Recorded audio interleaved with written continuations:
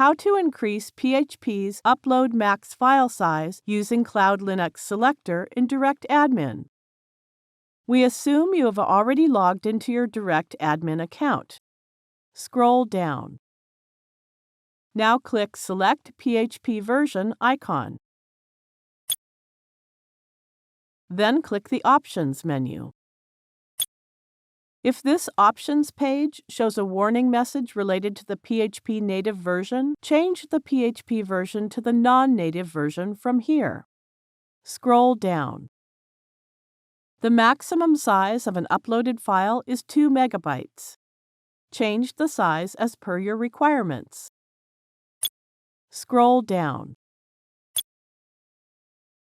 Success! The upload max file size value has increased. This is the end of the tutorial. Thank you for watching.